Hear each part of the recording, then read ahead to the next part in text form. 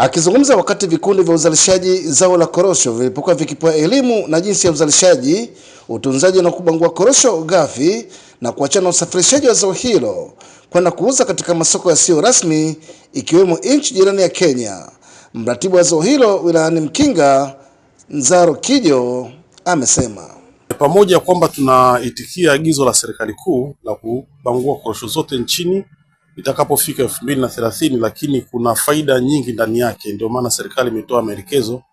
Faida ya kwanza ni kuongeza ajira, hasa kwa kina mama na vijana ambao ndio wanakuwa wanafanya hii kazi.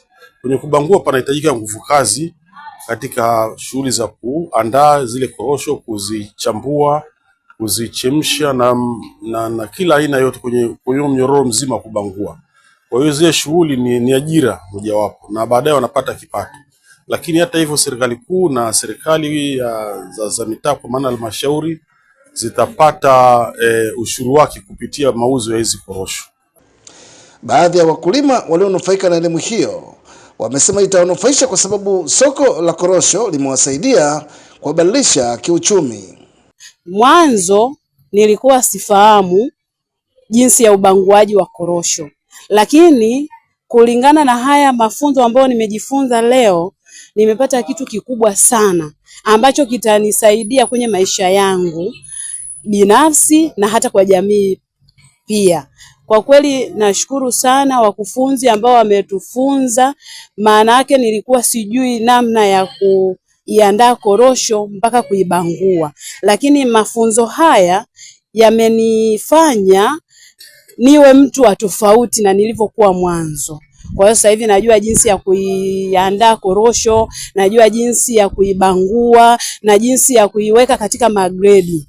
Kwa kweli nashukuru sana, maana tumepata mafunzo ambayo yanatuondoa kwenye umaskini na kutuleta kwenye kunufaika. Nimenufaika sana na mafunzo yao. Ninawashukuru sana.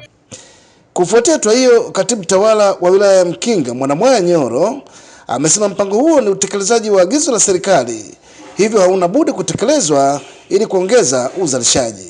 Lengo la serikali kupitia Bodi ya Korosho Tanzania ni kufikia kuzalisha tani 7,000 ifikapo mwaka 2025-26 na tani milioni 1 ifikapo mwaka 29-30, na kuhakikisha korosho zote zinabanguliwa hapa nchini ifikapo mwaka 2030.